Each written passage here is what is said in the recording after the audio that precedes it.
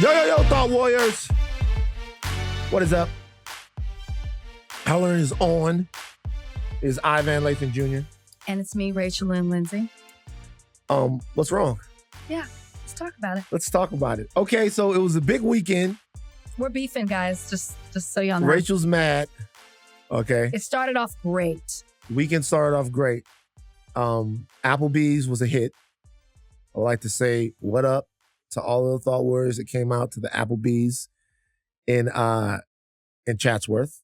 We got there at 3. We left like 6:30. We went home. It was fun. We had probably 10 or 15? Something like that? Yeah. Maybe. Yeah. It was fun. One lady came all the way from Minneapolis, Minnesota. Laura. She came out there. Shout out to her. She came bearing gifts. She brought us gifts. So sweet. We ate apps, we drank, and it was fun. Sunday was Everyday People. I didn't go. Okay, now look, Rachel, I would like to tell you something that I get really tired because of the whole blood sugar thing, and I'm sorry. I worked out and did Applebee's on Saturday. I couldn't go. I'm sorry, Rachel. You let me down. No, I don't want to let you down. You let me down. I thought we were a team. I did not think Applebee's was happening, full disclosure, because the rum buckets were no more. And I was not going to drive. And I thought the whole thing was canceled. Rum buckets were a no-go, which was our whole purpose of going. Right. And so I was like, oh, we're not coming. And Van, I am in the bed. I was resting.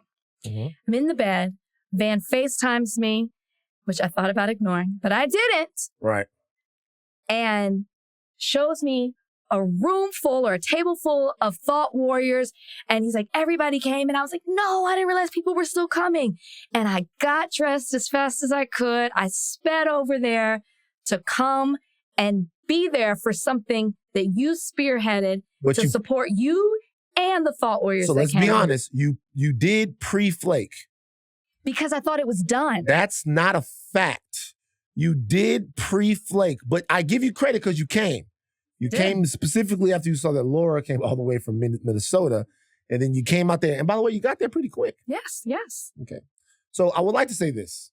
Number one, I apologize. I was very tired. Number one, Kalika still came. Of course Kalika came. Yeah. Kalika came, and Brian was there, which I will say this. Had I known that Brian was going to be there. I told you Brian was coming. I didn't expect him to really show up. That's not an excuse. Thought Warriors were coming up to me and they were like, we're going to let everyone know that Brian came out.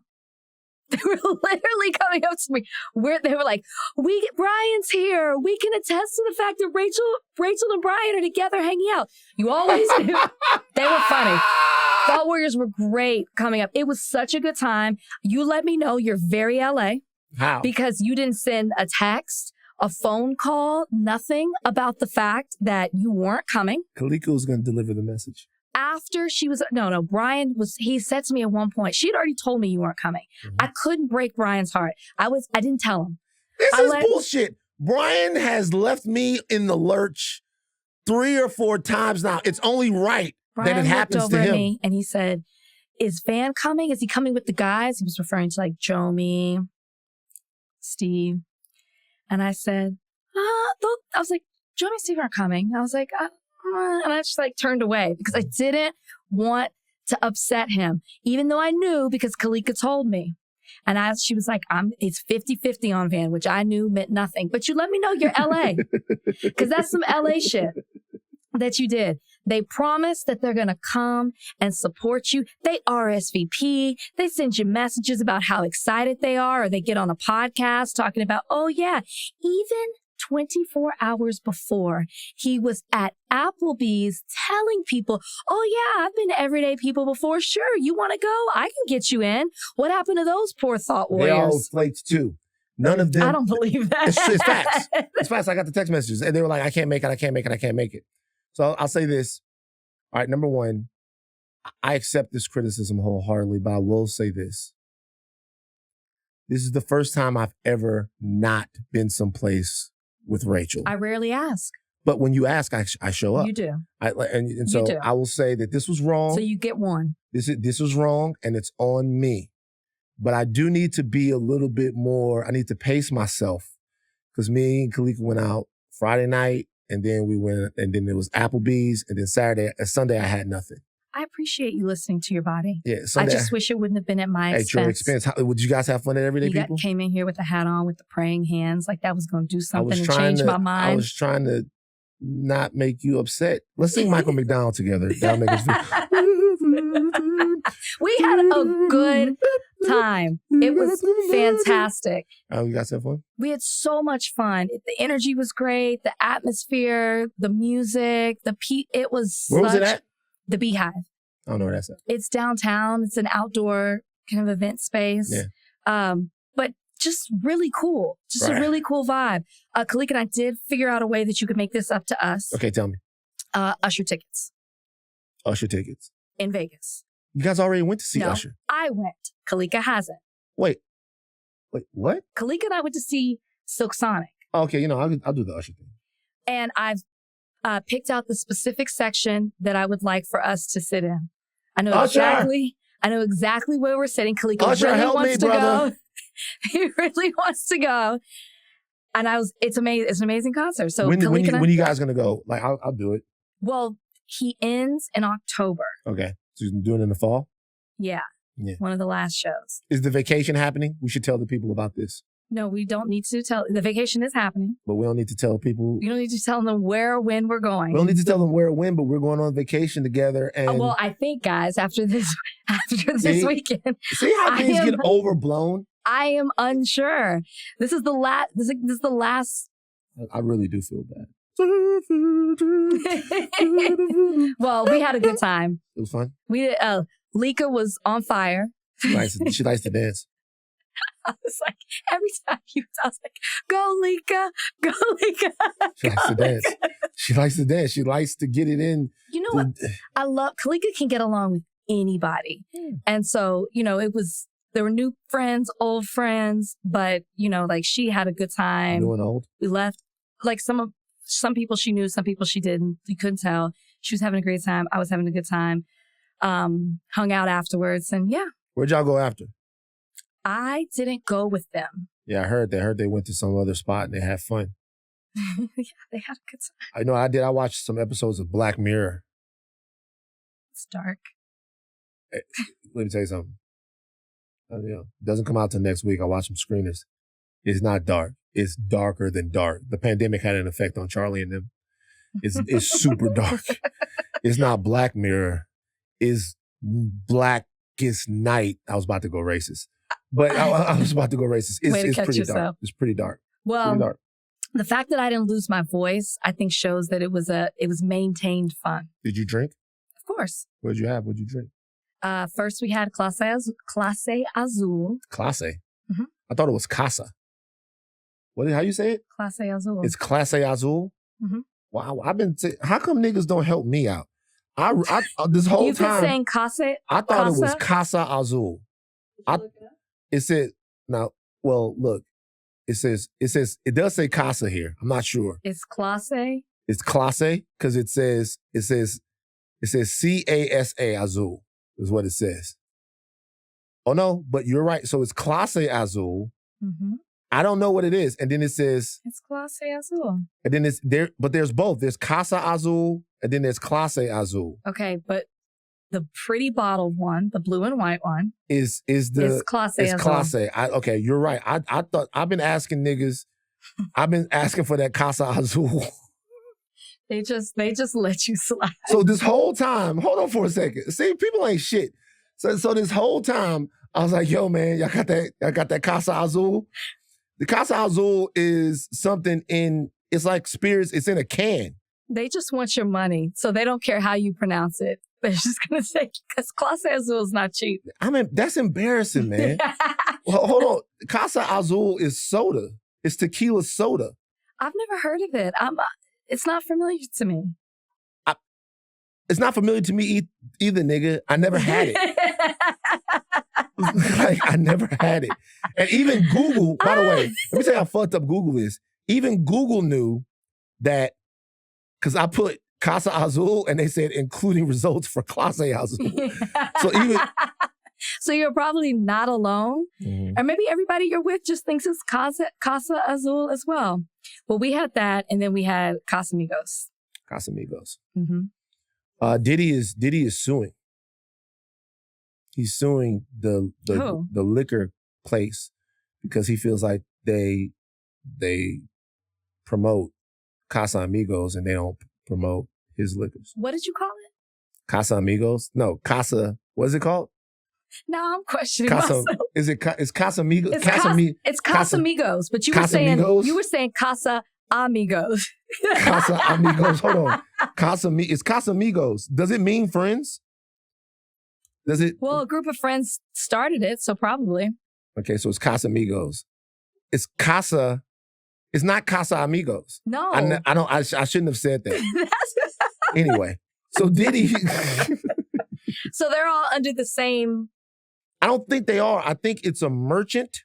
That is, maybe it's a merchant company. Let's look up the suit real quick. What's Diddy's tequila called? Avion. But he also has. It is? Yeah, isn't it? Diddy is suing Diageo. Diageo. Spirits giant is racially discriminating against and neglecting his vodka and tequila brands. He says that the company is typecast his brands as urban, and other favored other celebrity brands such as George Clooney's Casamigos. De Leon is his tequila. You're right, and then his vodka, of course, is Ciroc. And he says that Diego sabotaged De Leon brand with shoddy packaging that made the product look cheap. So I don't know who Diego really is. Diego is, I guess, the fucking over people. Anyway. He's suing the co-owner of his tequila. The co-owner of his tequila. He owns okay, so Diego is a British multinational alcoholic beverage company, which is headquartered in London, England. It operates 132 sites around the world. It's a major distributor of scotch, whiskey, all kinds of stuff. Man, how much do you, look at this Diego situation. How much do you think Diego made in revenue in 2022 off selling liquor? 2022. I'd say $500 million. Okay. So I just want you, we're going to go this. Okay. So wait a second, because just hold on for a second. Diego's a big deal. So so this is Diego's stuff. I'm not reading all of these fucking things, bro, because they got a lot of things on here. But Diego has Crown Royal. Oh, It's got Ciroc. Diego's got Bailey's. It's got Pimm's. It's got Casamigos. It's got Aviation. It's got billions. Yeah. Diego's got a lot of different. Diego has. I'm saying Diego, but I'm almost certainly not pronouncing this right. Yeah, Chelsea just said that it's either, I think, Diageo or Diageo. Or Diageo. You were on a roll today with the mispronunciation of things. That's a tough one, though. Oh, y'all, but what I'm saying is, once again, though, I said Diego like 15 times before somebody just jumped in. I just now Chelsea, saw how it was spelled. How do you say it? Now. How do you say it? And it better be right, too. It's Diageo. Diageo. Thank you. There's a delay with the Okay, communication. so thank you. You let me say Diego for like 10 minutes. Like, oh, y'all, it's okay. It's clearly, it's all gravy. Now that I see the spelling, it's clearly not Diego. What is it? It's Diego. I mean, man. It's like I'm so tired. I'm working on it. Why? You got a good night's sleep. We were the ones out partying. You got a good sleep. You know, I don't want to hear my blood sugar be low because of the shit. Don't make me try to feel sorry for you. I'm not trying to make you feel sorry. I'm just saying I got to remember to eat bananas before I work out or else nigga hit the wall. So look, it's Diageo, okay? And their revenue is $22.4 I know what you did. I know how you got there. You just saw letters that could look like, if you move them around, there is a Diego in there. Look at it real quick. quick. It looks like Diego. I'm just saying, look at it real fast. And it looks like Diego. But Diddy's suing them. How much did they make? Their revenue in in 2022 was $22.4 billion. Jeez. Net income was 3.3. Have you ever had De Leon? No, I have not. I've drank Ciroc all the time. Problem. I'm part of the problem? You've never had it. You're not supporting it. I don't drink that much tequila though. Oh. I've never had it before, but I've drank enough Ciroc to put this nigga's fucking grandkids through school. Yeah, okay? You know what I mean? Back in the 20s. It's like Ciroc. So here's the thing. I don't drink vodka anymore, but yes, in the 20s, I totally support it. Here's the thing. The only thing I don't understand about what Puff is talking about is that I get that Ciroc isn't just urban, you know? Because when you look at Puff's lifestyle, Puff has a cosmopolitan, worldwide lifestyle. He has transcended any sort of shackles or definitions that anybody might put him. You can't just put Puff in Harlem. Puff is in Harlem, Paris, Milan, New Orleans, Miami, Morocco. It's a worldwide brand. This is facts. However, I drank Ciroc because he said so. And that's what the thing is. I don't know nothing about no liquor. I was an impressionable kid, and Hove and them would be like, Armandale vodka now. I go to liquor store like, hey, y'all niggas got that Armandale? They say Belvedere? It's like, oh shit. I seen that in the video. Y'all niggas got that Belvedere. We on that Belvy. You know, they hold up the Moet. Oh my God, it's the Mo, baby. We pouring out Mo. I didn't saved up 3 months for one bottle. You got that shit? So it's like, it is, I get it, but like, it's not just that, but it is that. Yeah. You know what I'm saying? It is that. You never drank a specific liquor because you saw somebody like telling you to drink the liquor? I would say that about Ciroc.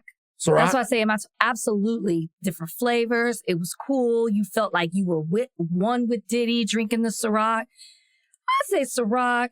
I was a big Crown drinker though. Yeah, but that's different though. Yeah. But the only other drink I would say was Ace of Spades. I always wanted to have Ace of Spades. Still never had it. It's so good. Really? Everybody had Ace of Spades. Or the rappers and stuff would talk about it. So it's like, oh, go to the club. I want a bottle of Ace of Spades on him. And you point to a guy and then he would buy it? Yeah, it's expensive. So then the guy would buy the Ace of Spades for you? Yeah. Because it's a trade-off, right? Guys want pretty girls at their table. So there's when you say it's a trade-off, just be at the table. Yeah, at the table. And y'all not tooting it up for the Ace of Spades? No. Okay. We were tooting up regardless. Hey! Wow. All right, look. We got a big show. We have Melina Abdullah joining us today from BLM Grassroots. She is going to be talking to us about the efforts down in Atlanta to stop Cop City. The federal indictment of Donald Trump, big deal. Brittney Griner, huge deal. Affirmative action, huge deal. Home Depot girl, not as big of a deal.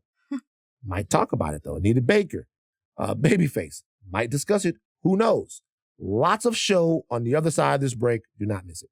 All right. So, while you were gone, we should do a segment called While You Were Gone. While we were gone, Donald Trump was indicted, federally indicted. Yeah. Federally indicted. Well, we got the news. Oh, that's right. While we were on the podcast. We didn't have the indictment. We just got the news that it was happening because he took to Truth Social to truth about it. He truthed about it, but then the feds came out and they gave us more info on it. Okay. Mm-hmm. Now, this will come out on a Tuesday. Tuesday is the day that Donald Trump is expected to appear in a Miami courthouse before the judge.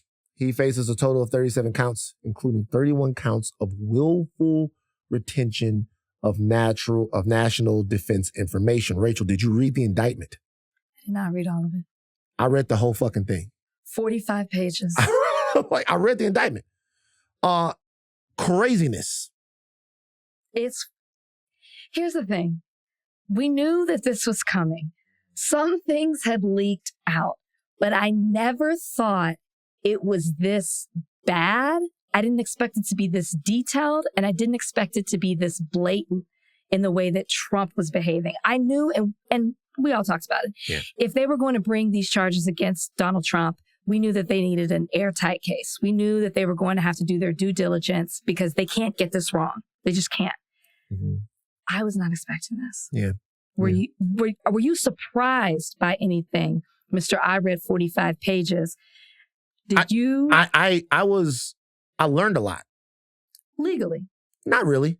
Not so much legally. I learned a lot, and that's why I think people were instructed to read the indictment. I learned a lot about the nature of sensitive documents, how they're classified, why they're classified, and what protecting them means to national security.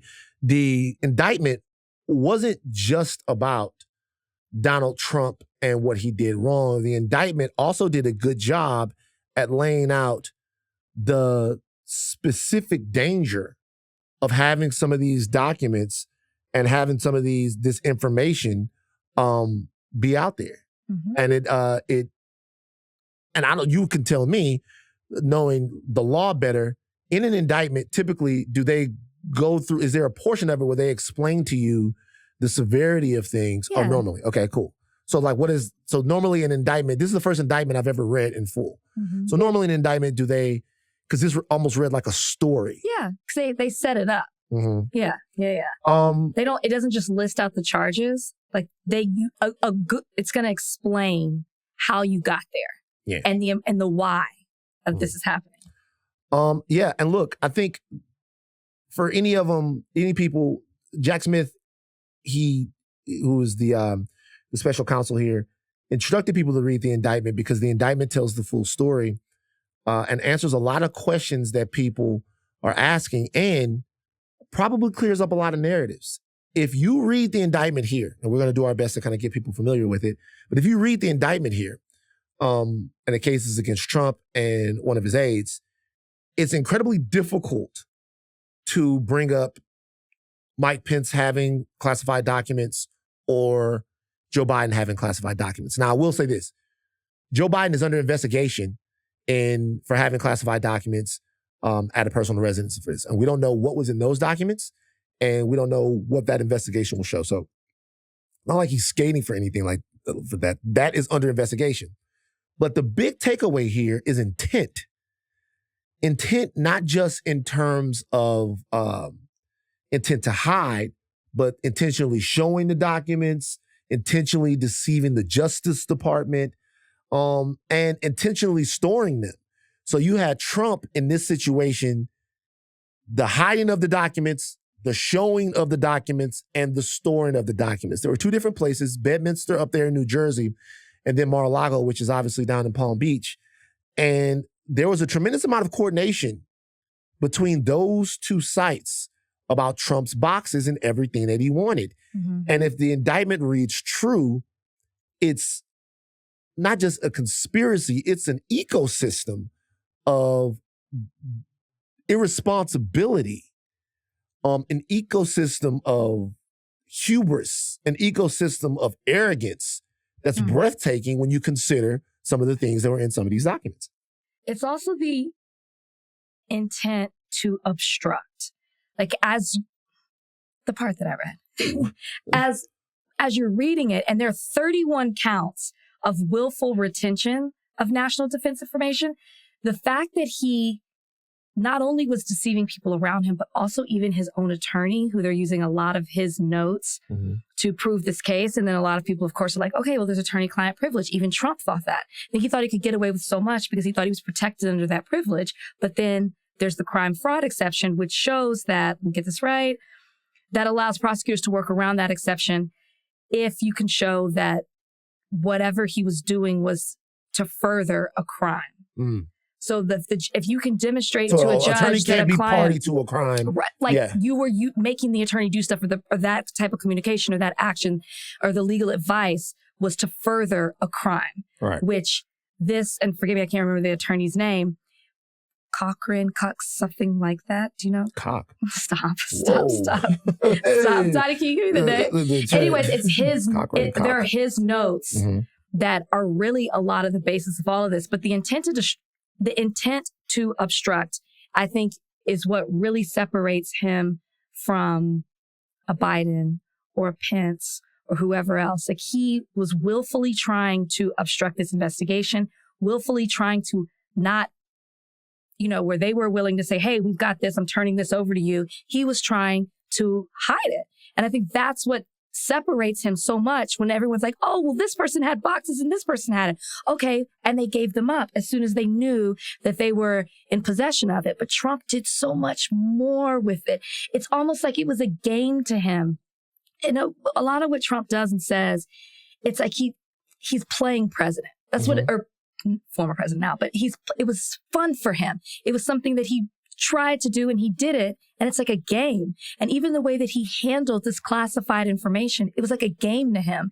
The way he was, like, put this here and move this over there and they can't know this, or, look what I have, and bragging about it in these certain circles. It was a game. That's how he's treated his entire presidency, maybe even life. Right. So I think the obstruction part of it is the different part on the back end. And I agree.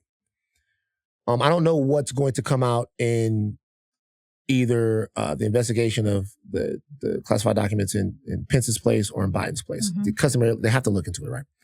But I think it's all different because I think Trump, the way that he handled the documents, as far as what I know, now we don't know the information about these other situations, but the way that he handled the documents is breathtaking. So these are the things I learned, okay? The documents ranged from top secret to confidential. I learned the difference and why something is top secret all the way to confidential. I did not know this.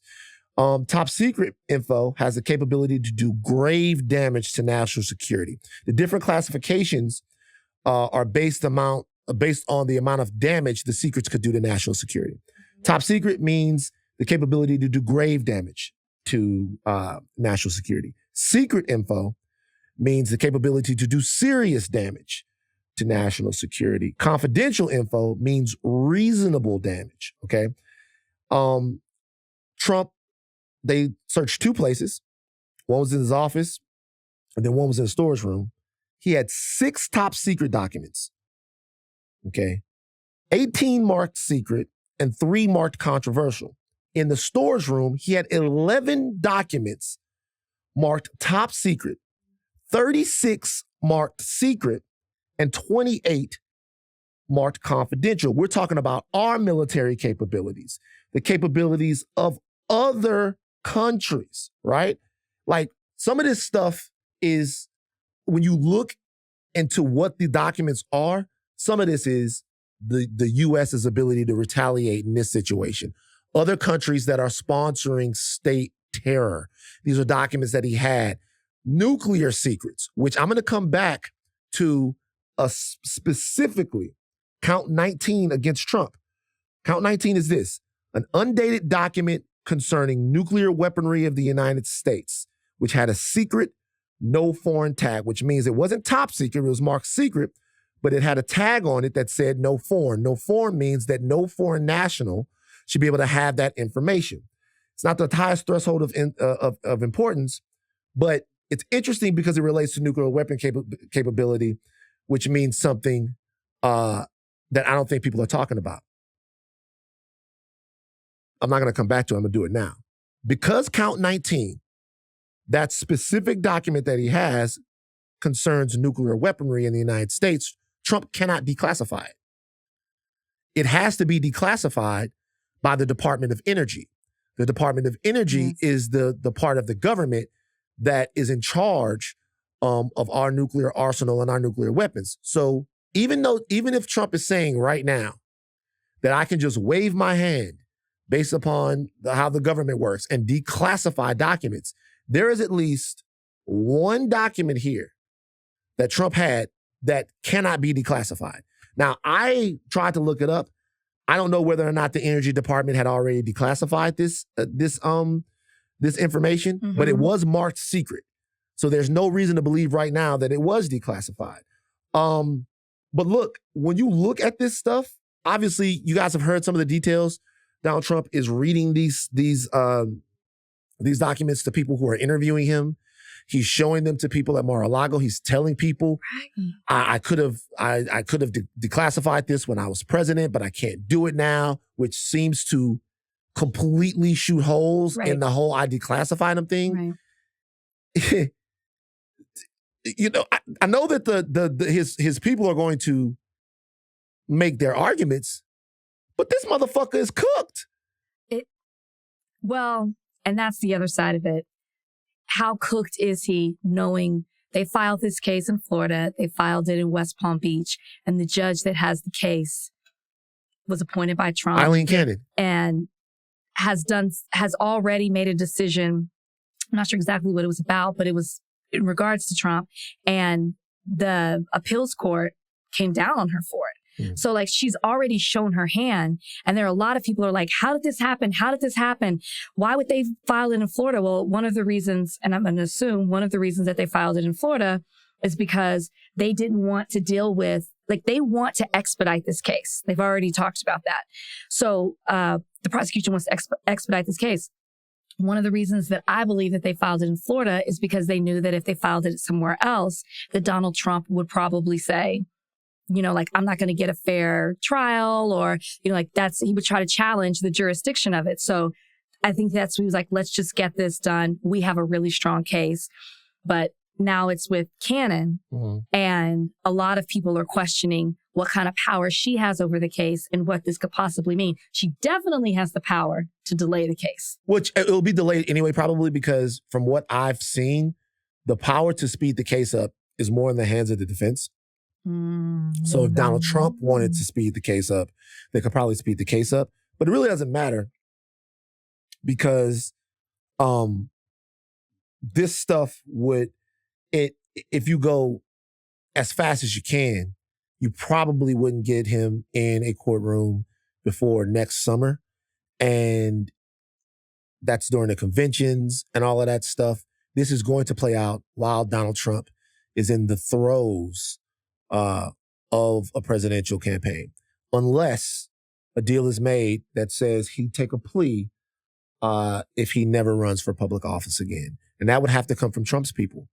Obviously, if that comes from the other side, then it looks incredibly untoward, because now you look like your sole purpose is to get him out of political life. I'll say this. I don't know what's going to happen with Alan Bragg's case. I don't know what's going to happen in Atlanta or any other 15 million places that Donald Trump it will be under indictment, right? Where he's in trouble. I can tell you one thing right now. I'm sure there are a lot of reasonably minded people that see this, because I saw Stephen A. Smith say this, that see this as Biden using his Justice Department to cut Trump's legs off, okay? I'm telling you, the more you know about this, the less that's a concern. There has to be a clear precedent set here, in my opinion, about the way these documents are handled, about the sincerity of keeping them safe. Like, there's something called a SCIF where documents are like this, or it's basically a secure room where documents like this are normally held. And Trump had nothing close to that. The Secret Service was around, but they weren't there guarding any of the stuff. And this is like, and he was putting it out there in a way that's obviously criminal. And then, like, to your point, when the National Archives realized that Donald Trump had this information, right, they asked for it back. They gave him a chance to give it back. None of this has to be happening. It would have been a news story rather than a prosecution. None of this has to be happening. They asked for it back. They told him, if you don't give us the stuff back like we're asking you, we're going to kick it to DOJ. They said that. And he said, fuck it.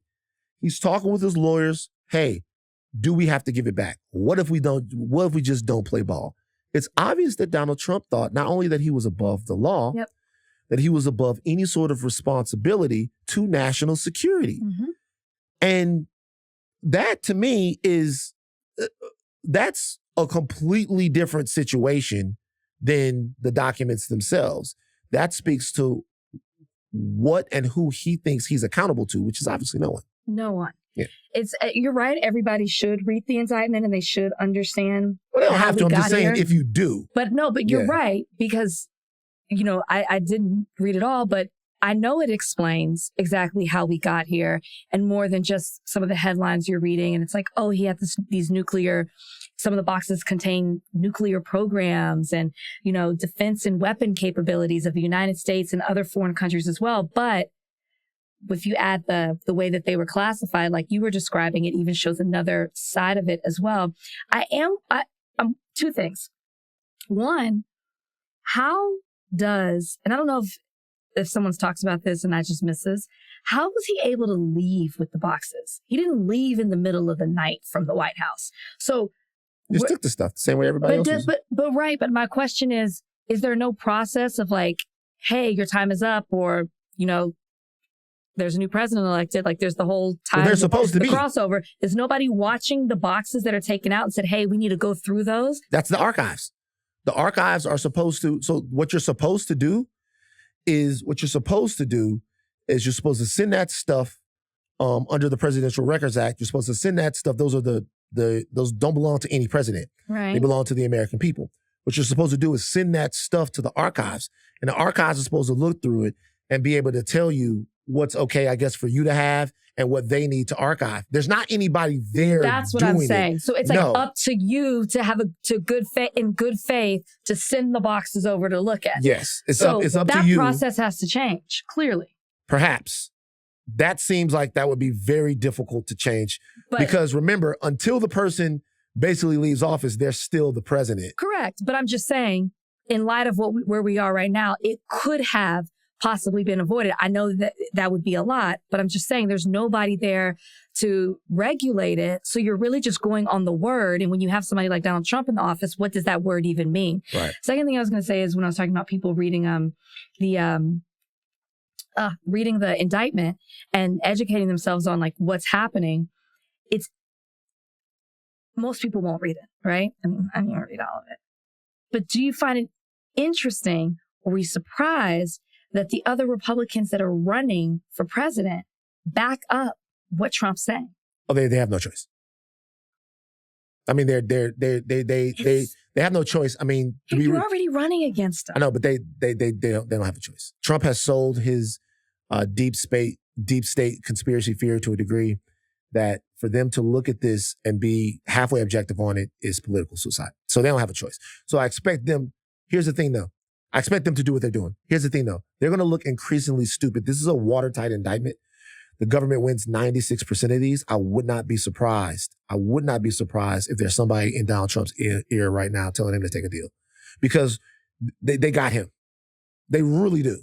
Like, they got him. When you look at some of these documents, undated document concerning military capabilities of a foreign country in the United States, like top secret, undated document concerning timeline and details of an attack in a foreign country.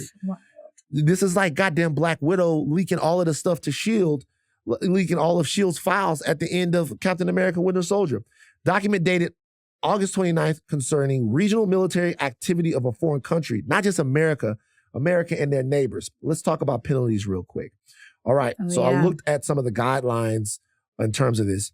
For the top secret information, the maximum on these counts there are, I think, 37 different counts.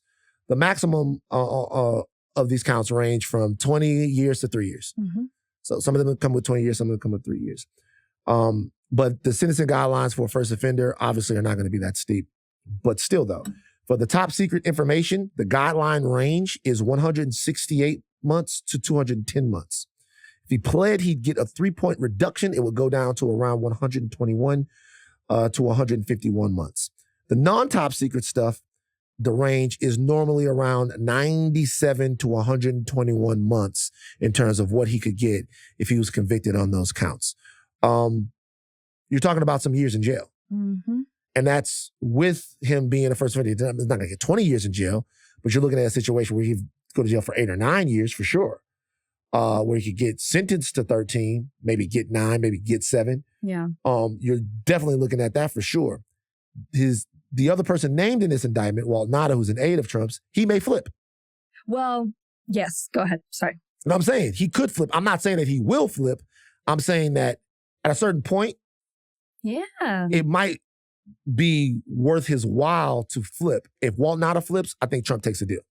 I could easily see him flipping. I could also see, because at first, before I was reading some of it, I was like, oh, I could see them trying to pin this all on, like him saying, because the hardest thing that they're going to have to prove is the intent, right? But some of these things that we've seen come out, or that are in the indictment, of how he knew that it wasn't declassified, how he was showing it to people, like the way he was talking to other people shows that he had knowledge of it. So he was intentional in what he was doing in regards to these counts. I think that's going to be the uphill battle. But I thought, what Trump, I wouldn't be surprised if he tries to blame it all on Nada. He can't. He can't, because you can prove intent based on what they have so far. No, he can't, because they have text messages and conversations. No, that's what, Yeah. and that's what I'm saying. Oh, intentional. yeah. But that was my thought at first before I got into this. I was like, oh, there's two people. They're going to try to get him to blame everything on him. But they can't. That's how much evidence they have against Trump. Nada was essentially the guy who was coordinating with other Trump employees to, move the boxes around, whether it be from Mar-a-Lago to Bedminster, another place that Trump had his residence. And also, he was somebody that was in charge of choosing which boxes to send back to the archives and which boxes to send to the DOJ. He's also got a count against him for lying to the FBI, because when they interviewed him, he just straight up fucking lied. And he didn't know that they had him dead to rights. He just lied. They asked him several different questions. Actually, it's unclear to me whether or not they knew at that point that he was lying. But once they finished their investigation, they were able to ascertain that almost everything he said when he spoke to the FBI wasn't true, because now they have the full indictment. I will say two other things. Number one, there is going to be a protest at the Miami courts when Trump is before the judge. And there's something else that just popped up in my head. There's one way that Donald Trump can avoid prosecution for all of this. Ty? No. He can be elected president. If Donald Trump is elected president, he can't be prosecuted for this stuff. That should not be right. It's facts. No, I believe you. If Donald Trump is elected president, he cannot be prosecuted for this stuff. So I'm telling you guys right now, if Donald Trump is in fact the nominee, if he is in fact the guy that the Republicans nominate for the general election, you are going to see the most bitter and bloody battle for the White House that you've ever seen. Every single person that went ahead and did their constitutional duty to certify in 2020, even the Mike Pence types that did all of that, on the side, on the right, they're going to be under extreme pressure not to do it if people think that it's either Donald Trump elected president or Donald Trump going to jail. That bitter war is going to play out in the summer and the fall of 2024. And unless something crazy happens before then, unless they buckle under the pressure, that's his only saving grace. Now, that wouldn't stop him from being necessarily prosecuted after, but once he's president, he could do all kinds of stuff, right? Yeah. He's got the full power of the office. But if his only saving grace is being elected president, the battle for the White House will be a battle for Donald Trump's life, and you're going to see some scary times in America. Everybody that went, no, we still got to certify, no, we still got to do this, now they're going to be under pressure from their people to go, no, if you guys go through with this, then Donald Trump goes to jail. Because if he loses, he's going to jail. All right. Discrimination. Okay. So we talked to you guys a little bit about the fact that affirmative action is it's going to be decided by the Supreme Court. I know that I'm very optimistic that they'll do the right thing. The court will do the right thing. Okay. There was a case, or a person, should I say, name is John Wang. Be a very smart kid, 18 years old. Did you see what John said on Fox News? I read the article. John has a fantastic SAT score. He does. 1590, 1600. And he says that his Asian American heritage has hurt him in his application process. He's applied to all different types of school, Carnegie Mellon, MIT, the Ivies, and all of this stuff. And he's not getting into these schools. And he is being made the face of what is essentially a suit that is being brought by an organization called the Students for Fair Admissions that seeks to take away any considerations of race during the admission process in schools. I thought that this was interesting. We've talked about this before. Yeah. But they, in the Supreme Court is set to rule on this pretty soon, right? These things are coming out pretty soon. But they never really had a face to put to it before. There were people that were obviously named in the case because you have to have that in order to kind of get into the Supreme Court. Have. But, have they? Well, remember the girl from LSU? I do remember that. This to me seemed a little bit more pointed. This seemed to be a little bit more pointed. What do you think about this? When you read John's story, were you at all moved by the fact that he's such an accomplished student and he's having trouble getting into to some of these schools? I'm not moved by it. Well, right. On paper, I'm shocked he didn't get into any of these schools. I'm not moved by it because his reasoning is that prior to, as he was applying, people that he talked to or counselors were like, listen, it's going to be harder for you to get in. And were alluding to him, it was going to be because of affirmative action. And then he didn't get in. And so in his mind, it's because of affirmative action. But one of the other things that they told him was that there were too many schools think that there are too many Asians on campus. So to me, there are holes in this to me, right? Like the Supreme Court's going to knock it down. But there are holes in this to me, or get rid of it completely, because one, they don't fill quotas anymore. That's been done with since the 70s. It's just about race being a consideration. Like they consider it among all these other things. If somebody is telling you that there's too many Asians on campus, that doesn't necessarily mean that, am I saying this right? Sorry, I'm losing my train of thought. Tequila's kicking in. The tequila's coming back. They tell you there's too many Asians on campus. That doesn't necessarily mean that that because there's too many Asians, we have to let more Black and brown people. Because what he doesn't consider are, okay, well, what about white students that are getting in that have lower test scores and GPAs than you or don't have as many extracurricular activities? How are you not considering that a part of it as well? You're saying you didn't get in because there were too many Asians. Well, what about nepotism? People who get in for nepotism. Like, to me, there's just like too many holes in this. He's describing discrimination against Asians in the administration office, but that doesn't necessarily mean that affirmative action is the reason for the discrimination. Why isn't he going after, like I said, white people who have lower scores than he does? White people who get in because of who they know? Yeah. So I don't know that he's necessarily going after anyone. He's bringing up Black people because Black people would be the only people that he feels like Black and brown would be, where race would be a consideration. Obviously, the two cases we're talking about here are Students for Fair Admissions versus the President Fellows of Harvard and Students for Fair Admissions versus the University of North Carolina. So here's the thing about John. I don't even know.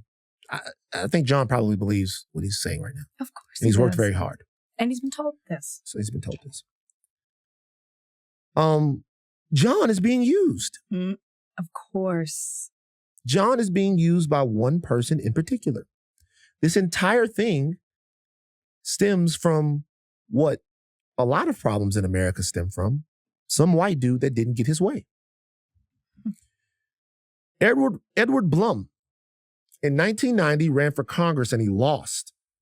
He thought that the district that he was running in was gerrymandered to empower Blacks, African Americans. He took it all the way to the Supreme Court in a case called Bush versus Vera, and he won. Since then, Edward Blum has been a vicious warrior in what he thinks are race-based initiatives that exist in America. He is behind the voting rights decision in 2013, Shelby County versus Holder. He was able to get Section 5 of the Voting Rights Act deemed unconstitutional, which is, of course, the part of it that says local governments are free. Local governments have to obtain federal pre-clearance before implementing any changes to their voting laws or practices. he founded Students for Fair Admissions. He already took down voting rights, and he's coming after affirmative action as well. Edward Blum is an activist. He is a litigator, and he is an activist. And he is one specific person that was set on fire by a congressional run in 1990 and has now made it his goal in life to roll back some of what I would say is the progress that has been made on these fronts racially from, a couple of generations ago. This story has a villain, and this is the guy. And all of this information is right out there. You can see he's behind the suits. He started Students for Fair Admissions, and he looked for people who I guess he thought were worthy of having lawsuits that went to the Supreme Court. He's been very successful in taking things to the Supreme Court, lawsuits that would go to the Supreme Court. And he was also very successful in making sure that these people weren't white. Because if you there's an underlying situation here. And this is for us and the AAPI people that love us and support us to talk about. When you have a group that's looked at as the model minority group, which would be Asian Americans, what you have there is people who a lot of Americans think have an unassailable culture. They have a culture that prioritizes education. They have a culture that prioritizes working extremely hard. And so when you put them and make them their problems with getting into higher education, when you make that the crux of your argument, it's different than making a white person the crux of your argument. I agree with that. And so what is essentially happening, is what happens all the time. A white guy is saying, hey, here's an example of someone who, through a dedication to culture and a dedication to education, is able to achieve all of this stuff. A group who is able to achieve all of this stuff. And so it shouldn't be a concern. It shouldn't be a concern. They came over here. Black people have been here, so it shouldn't be a concern. So I really looked into this. Mm-hmm. And I have a couple of little bones to pick here. Okay. One is something that you already brought up. The white people? What percentage of admissions at private schools, put it like this. That's why I ask you. Ask the question a different way.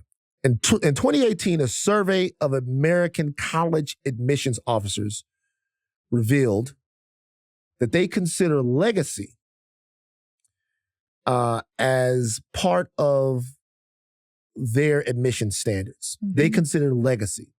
What percentage of these admissions officers do you feel like considered legacy? This is to private schools, in admitting kids to schools. 50%. 42. 42% of college admissions officers admitted that they think about legacy.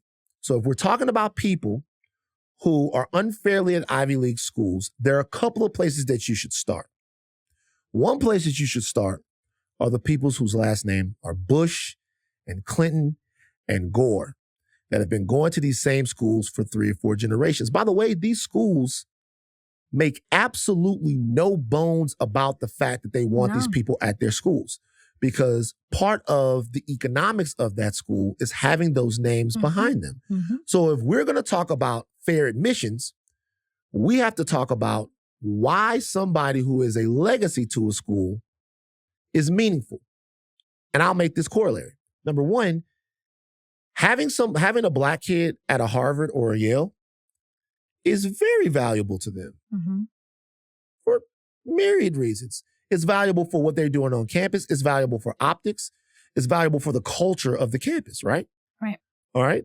Having a legacy there is very, very valuable to the school for money, for status, for all of that. I guarantee you that you have to have better grades as the black kid than you have to have as the Bush. Of course. I guarantee you, they're not taking Slappy and sending him to Harvard because he's black. Mm-hmm. All right. There's something else when I thought about fair.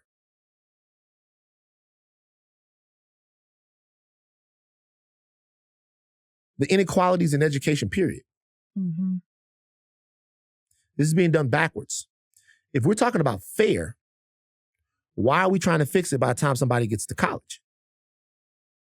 If we're talking about fair, absolutely, don't we need to talk about the fairness in terms of education that someone's getting in middle school, in elementary school, in high school?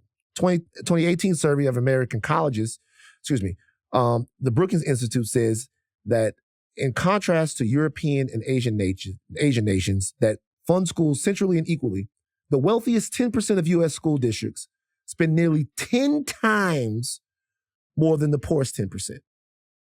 They're being outspent.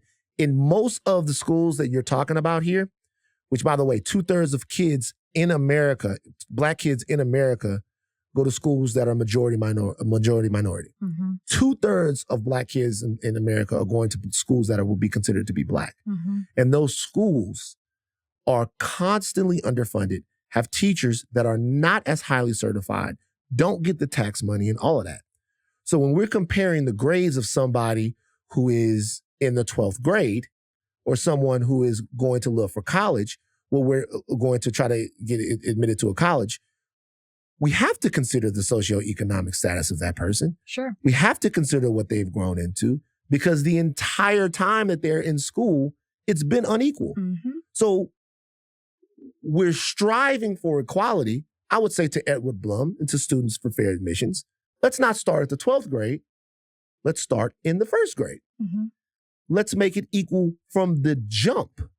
All of this information is out there. There's a Cornell sociologist named Peter Rich who talked about the fact that in places where African-American students get equal access to certified teachers, to money, to things like that, the results are basically the same between them and their white counterparts. So this disparity exists in such a grand way that all of this stuff is politics and coded racial activism. I feel sorry for John because John doesn't understand how he's being used. And it's not even John's fault. Do you think John cares? Well, only thing that John cares about is getting into a good school.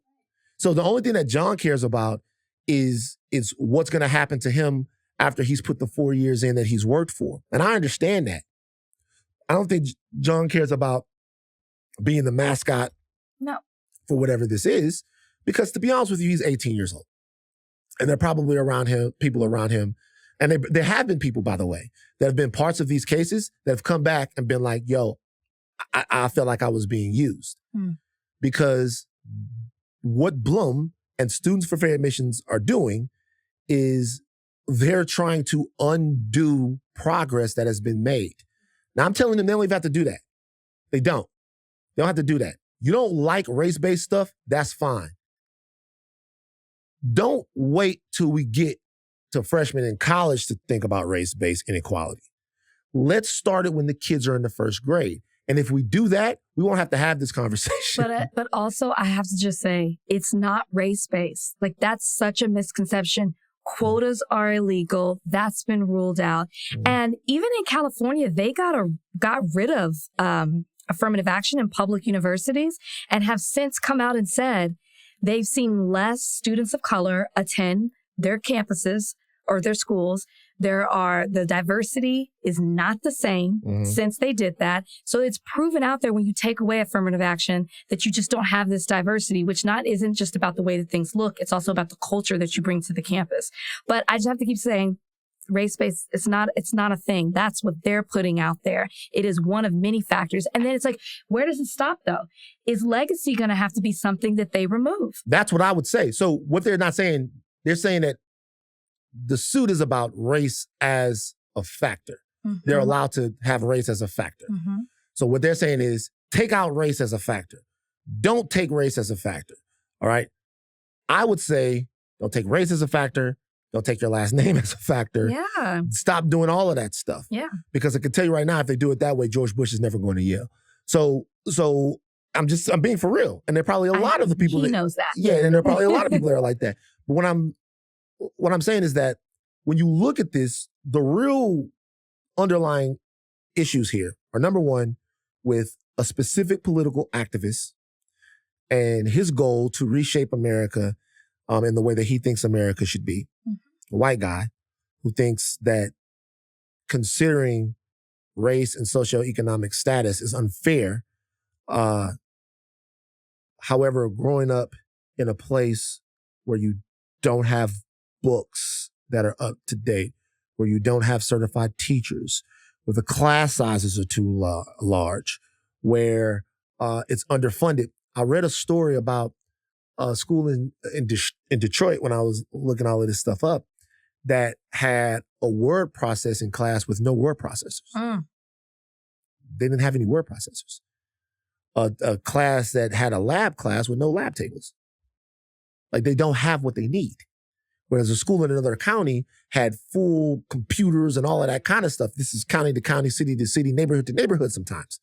So if anyone that wants to have a real conversation about inequality in terms of education, I welcome that conversation. But I think we're having it too late if we're starting in 12th grade. Right. All right, let's take a break and we'll get to Kemp Powers. Let's take a break and we're going to talk to, on the other side of this break, we're going to talk to Melina Abdullah to tell us why we need to stop Cop City. So we told you guys that we would be talking a little bit about what was going on down in Georgia surrounding the Cop City training facility initiative that's going on down there and the controversy that has arisen from it. This is a socio-political battle of the highest order. People have actually died down there over this proposed, training center that's to be built down there. We haven't really covered it. And so we've brought in an expert to tell you about why Cop City should be stopped and what the discourse over it is. We're about to talk to Melina Abdullah. She is a professor and the former chair of Pan-African Studies at California State University, Los Angeles, better known as UCLA, co-founder of the Cal State LA. Cal State LA. Oh, excuse me. I'm sorry. Better known as Cal State LA, co-founder of the Los Angeles chapter of Black Lives Matter and the Black Lives Matter Grassroots, where she's also the co-director. She's also a member of Alpha Kappa Alpha Sorority Incorporated. He's looking at me because I'm a Delta. We gonna see. I thought you were with me. That's okay. Divine Nine, exactly. Stop acting like it's all gravy. He was trying to create something. He's trying to be messy. That's why he was looking over here. Stop acting like it's all good. I was on the campus. I know. Whatever. You guys go ahead and do it. Go ahead and do it. Like the you sister outgrow girl. all of that. Okay.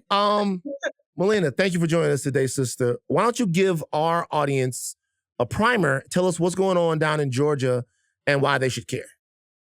Sure. As I jump into it, I want to encourage everybody to be following community movement builders down in Atlanta. They're leading the work along with my sister, friend, comrade, Queen Yonashaha. We got folks like Marcus Coleman who are from Atlanta actually at the front of this work. So please follow them for up to the minute what's happening. Basically, what they're doing in Atlanta or attempting to do in Atlanta is turn over 350 acres of forest into a massive, what we're calling Cop City. It's intentionally designed, specifically designed to train police on urban warfare and how to put down protests. So they are militarized. They are going to be doing everything from flashbang grenades to learning how to use robot dogs. All kinds of things are planned for this massive training facility, which is actually designed not only for Atlanta police, but for police around the country to be brought in to really see Black, brown, poor, and urban communities as military combatants, as enemy combatants. And so this is why there's a massive outcry to stop Cop City. It is wrong on so many levels, from environmental degradation to what's intended for community, to the misspending of money that could be used to solve the housing crisis that we have happening in Atlanta. So all of those things are reasons to stop Cop City. And now you mentioned at the start of the show that a beloved brother forest defender named Tortuguita, he was actually murdered in their tent, with their hands up, murdered as they attempted to stop Cop City. We got over 40 folks who've been arrested. The charges are everything from calling people terrorists, domestic terrorism charges, to RICO charges. And those who then bailed them out are now being charged with RICO charges for bailing folks out for standing up for people. It's interesting because Atlanta has a Black mayor, and he's said that this is a major milestone. And one of the things that I feel like they're trying to sell to the public is that this Cop City is helping with police reform. Can you speak to why that's exactly not what's happening with with them doing Cop City? Sure. Well, one of my mentors and your soror, and probably the best known economist in the world, Dr. Julianne Malveaux, she always says that budgets are moral documents, moral and ethical documents, and they're zero-sum games. So when we think about what's happening, the spending of $67 million on Cop City, which is what was just approved on Tuesday, $67 million for Cop City.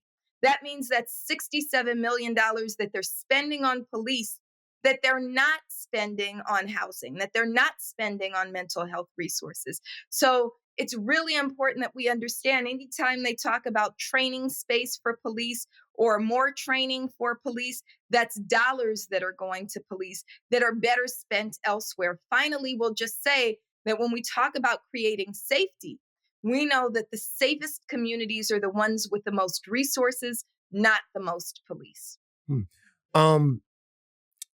So being that there was correct me if I'm wrong, but there was a city council vote on whether or not to approve the funding for Cop City, and I believe that it passed. So being that that's the case, where is the development, construction, where does the future of Cop City lie right now? Is there still anything that can be done that can stop the construction of it before it gets fully operational? Yeah, well, let me just say unequivocally, no ground has been broken, right? Okay. We have not moved forward. They have not moved forward with building. What we saw on Tuesday was shameful, that after 1,000 folks, at least 1,000 folks, packed Atlanta City Hall, after 15 hours of public comment, I only heard 4 people say they wanted Cop City, with hundreds and hundreds giving reasons not to build Cop City. The Atlanta City Council, by an 11-4 vote, voted to fund Cop City to the tune of $67 million. Those of us who came in from other places were called outside agitators. People like the son of Julian Bond, right? Freedom fighter, civil rights leader Julian Bond, his son is on that city council, and he voted to spend money on Cop City. We know that this is absolutely shameful. And his father is probably turning over in his grave, because we know Julian Bond stood up against police abuse. He was a freedom rider who faced police abuse himself, right? And so this is what we saw, but the game, it's not over. What they did is they won a piece. They won a vote. The police won that vote, but the people will win. And what's happening now is we are now taking it to the people. It is going to be on the ballot. We're going to get it qualified to be a referendum on the ballot, where Atlantans will get a chance to vote directly on whether or not they want a Cop City. We just need 75,000 signatures, and we can do that with our eyes closed. So there's going to be a referendum that's moved by organizations like Community Movement Builders. And then we're also pressuring Cadence Bank, which is the bank that would give the loan, not to give the loan for Cop City. It's a bad investment. It's a bad loan to make. And so We're not giving up. We will win, and we will stop Cop City. I feel like I haven't heard anything from Senator Warnock, and I could be mistaken about that. Has he spoken out or in support of the people and against what Atlanta's trying to do? Look, that's something that was raised in public comment. We haven't heard from him, or what's the... Ossoff. John Ossoff. Well, we haven't heard from him, or what's the other one? Yeah, John Ossoff. Yeah. I started to say Olaf. What is it? It's Ossoff, yeah. They came asking for votes. They got the votes, and now they quiet, right? There's a political class of Black people who are in the pockets of police. And we got to say, look, you either on the side of the people or you're on the side of the police, right? Fred Hampton used to say it another way. I don't know how much I should say on here. Give it to us. He said, so this is a direct quote from Fred Hampton. You're either with the people or you're with the pig, right? So one or the other. And we know in the end, who he called the pig stole his life, right? So to be with the people means that you're spending on housing, you're spending on mental health resources, you're spending on after school programs. And so if you asked the people to vote you in, you owe it to the people to do what's in their best interest and to do what they say they want you to do. And that is stop Cop City. And no, we haven't heard from either of those senators on this. All right, last question I'll ask you. And I don't want to shift the blame for Cop City from the people that are actually trying to construct Cop City and aid in the militarization of police all over the world. But I do want to maybe talk about another group of people in Atlanta. And there is a very influential and important celebrity class in Atlanta that normally gets involved in a lot of the issues that happen there. And we hear about Atlanta as, and this is not me throwing shade on Atlanta, it's a great city, about Black Mecca, Wakanda, all of that stuff. So it seems ironic that the cops are building their Pearl empire, their Pearl Palace in that city. Have we heard from a lot of the outspoken Black celebrities in Atlanta? Are they working with you guys on trying to amplify the message of stopping Cop City? Do you feel like you need them more influential and notable voices to let people know what's going on? Who we need first and foremost is the people. Who we need first and foremost is mamas and babas and children and young people. We need them. And they are saying overwhelmingly, stop Cop City. I think it was yesterday, Jamal Bryant, Pastor Jamal Bryant of one of the largest churches in Atlanta, if not the largest church in Atlanta, did preach on stopping Cop City. He did a Instagram live on why we got to stop Cop City. And so we are encouraged by that, right? And in Black Lives Matter, we have a group of clergy who get down with us called Clergy for Black Lives, who feel summoned into this work.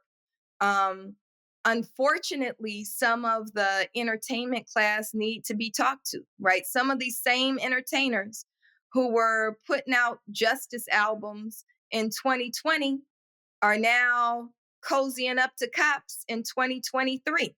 We need you to be with protecting Black life and pushing back on police who've never protected our interests, who were built as slave catchers, right? That's what they descend from. So that entertainment class needs to be courageous and needs to speak truth and needs to be moved by Black people who need them to say Black Lives Matter, stop Cop City now, just like they were saying in 2020.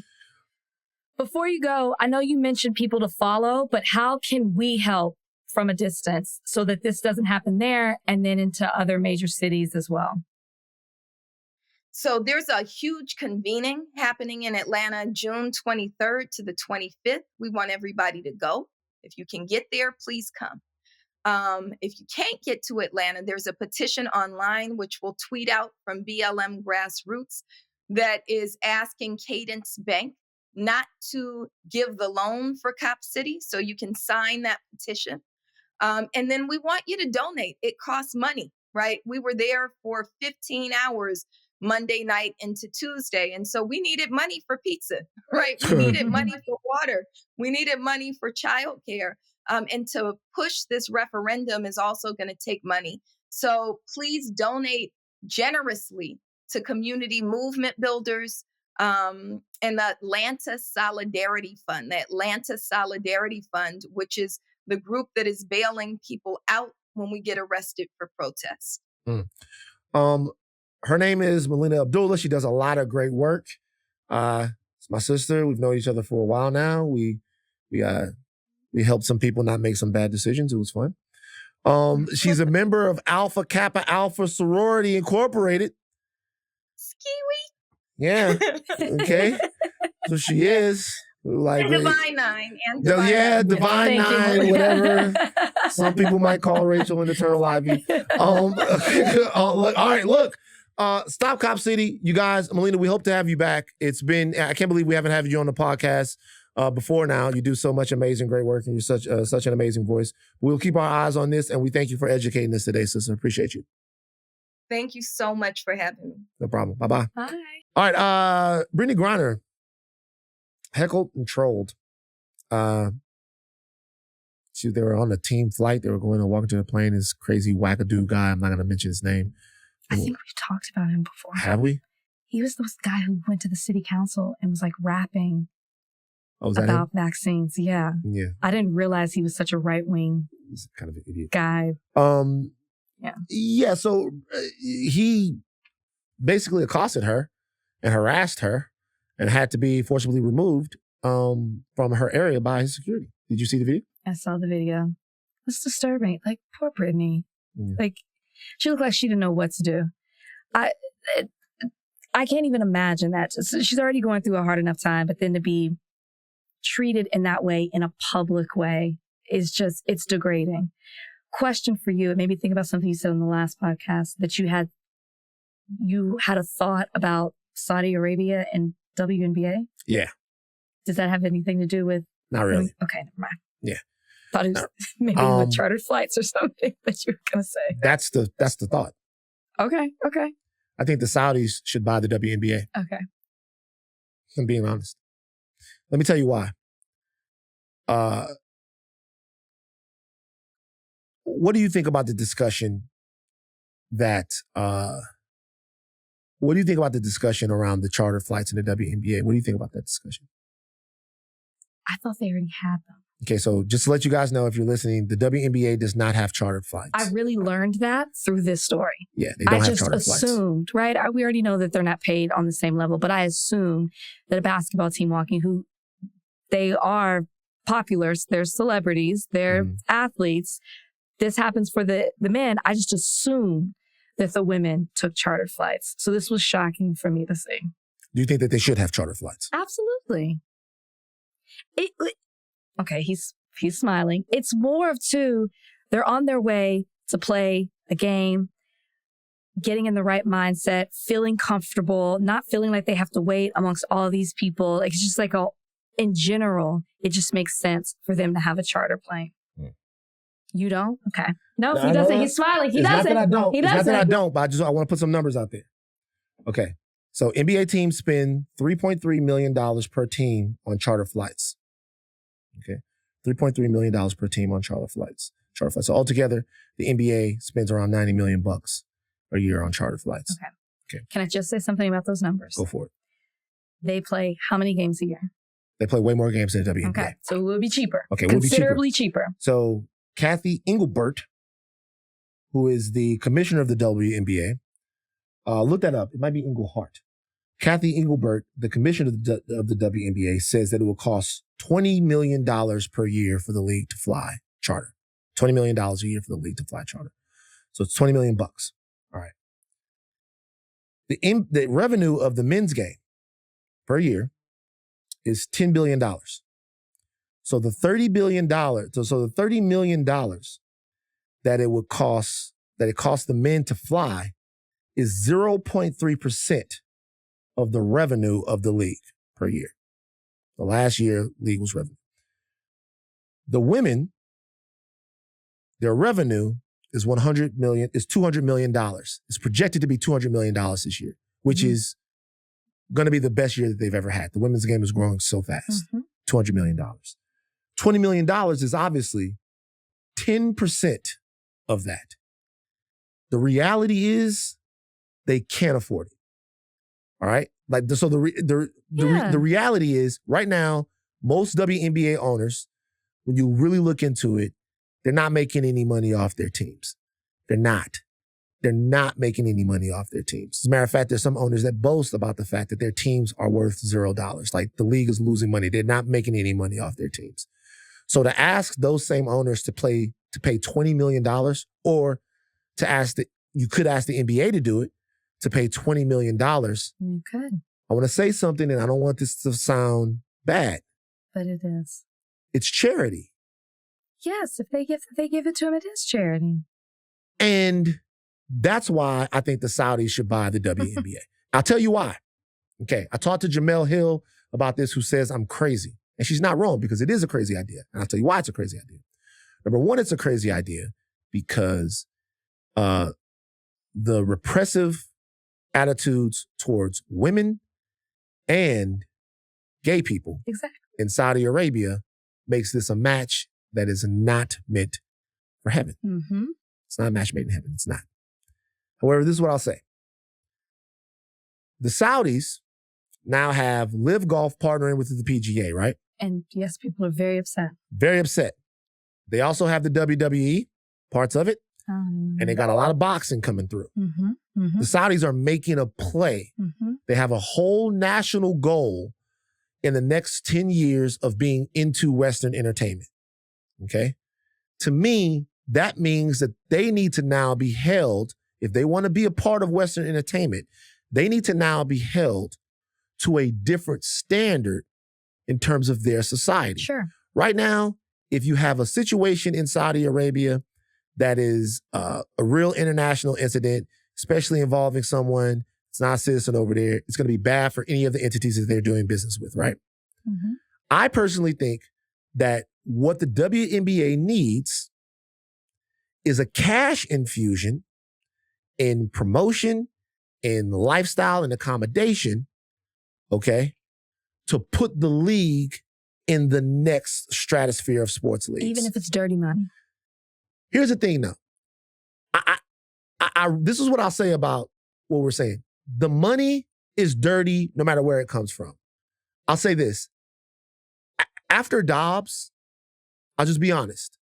After Dobbs, I really do think it's pretty rich for anybody from America to criticize the way another nation treats their women. And I'm not mad at that. You know what I mean? And so I really do think it's rich. Now, there are levels to this. Obviously, guys, I'm not stupid. There's levels to this, and sort of having to cover your head and having acid thrown in your face and all of that stuff. But what I do think, though, is if these other places around the country, around the world, particularly places like Saudi Arabia, are going to be involved in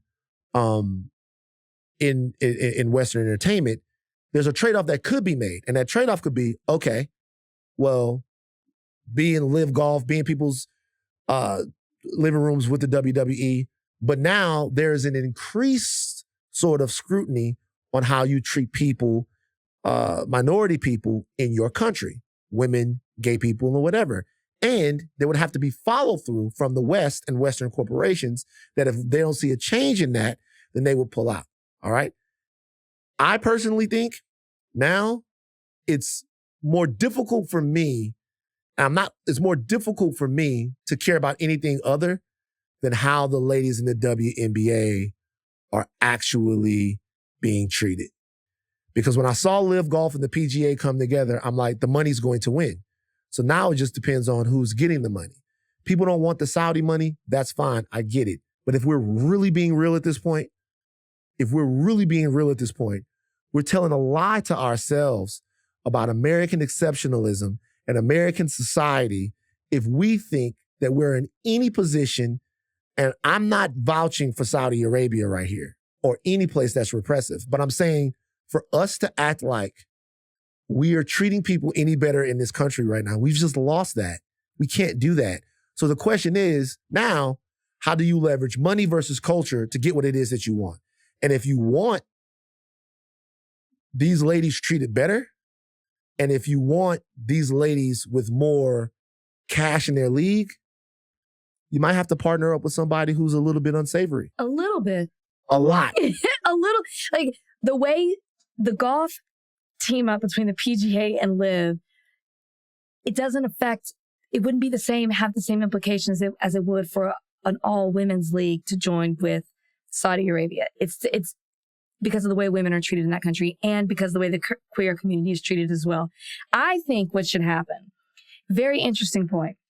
I have points. I think what should happen is that an airline should have seen what happened and should come out and sponsor the WNBA. Free flights. Just charter a plane through Delta, American, whoever, Spirit, whatever it may be, charter a plane for these teams and become an official sponsor for the WNBA. I don't think that that's asking too much to be able to do that. Kathy Engelbert, 5 days ago, said the WNBA would consider playing a game in Saudi Arabia. She's the commissioner of the WNBA. Yes, no, I know. I mean, then fine. Go for it. Be bought. Everybody's bought. Do you feel bought? Yeah, nigga. Gotta pay the right price. But then she said three days ago, they're not going to play. Probably because of all the blowback. Yeah. And look, there's no way to minimize any country that has like a poor human rights record. But what you guys have to understand is this. If the NBA is helping and subsidizing the WNBA, you're already in bed with China. Yeah, that's true. I'm just being for real now. You're already. I gave my suggestion. You're already in bed with China. The NBA. LeBron James couldn't even say fuck China. You're already in bed with China. You already are. So I'm like, a lot of this stuff, I get that we're a certain way about it, but if the ladies the ladies could be flying fucking Air Dubai, man. They could be fucking in, you know what I'm saying? The States. The nicest, they got the nicest planes. I'm just saying. I don't know. I wouldn't say that they're taking money from China. Listen, the NBA is definitely in bed with China. That's the NBA. I'm talking about the WNBA. The WNBA's money, the NBA's money is the WNBA's money. It's the same money. I'm just saying, it's that's their decision how they got their money. We're just simply taking, this 20 mil just so we can fly without any type of disturbances. Jamel said that she was going to curse me out and that I was stupid. Not stupid, she would never say that, but that I was crazy. But I'm being for real. It's wild. At this point, the mustard is off the hot dog. I mean, the way you're talking, I wouldn't be shocked if you move over there and just swim in their money. Wait. I'm not fucking with them. But what's to stop you? I mean, this is just how things are. Wait. I'm not fucking with them. I'm not fucking with them for all kinds of reasons. I'm not fucking with them. What if you found out that the money that you received is in some way tied to a country with poor human rights? What you gonna do? Like the United States of America. What you gonna do? Hold on. The only reason why we don't look at the United States of America is one of the countries with the worst human rights record is because of American propaganda. The United States of America has been kicking the same group of people in the ass since fucking 1619. The United States of America killed tens of millions of native people. There's not a country in the world. I get it. Okay? But they don't see it here like that. Right. That's the issue. All right. That's it. We went deep today. We're not gonna talk about Home Depot girl. I will say this. I just wanna give a message to Home Depot girl real quick before we go.